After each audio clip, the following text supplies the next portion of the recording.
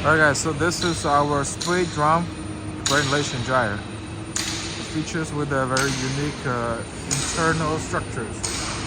Where you can see the lifting flights are very different from all the other ones. So you can see except besides the normal lifting plates with normal angled flights, they also got a return channels.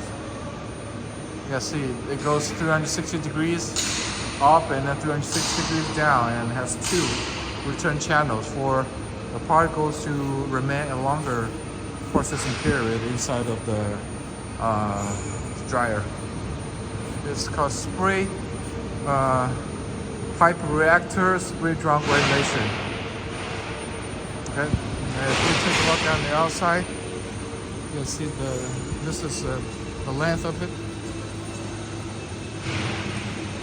It is for the famous Chinese fertilizer group SKF.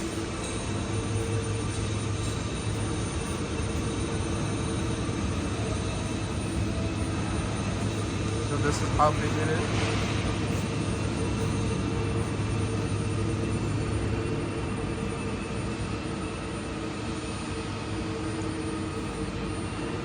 This is where we are now. It is on the other side of the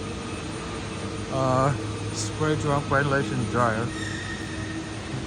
You can see this part, the flights are made of stainless steel. This has a very high requirement on the surface finishings, as you can tell by the color. Okay, and then inside it is also, all kinds of different lifting lights. And if we go back a little bit, you have about 4 views of it.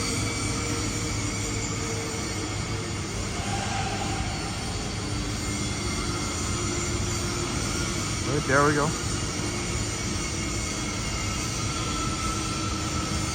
Okay. Then take closer look inside.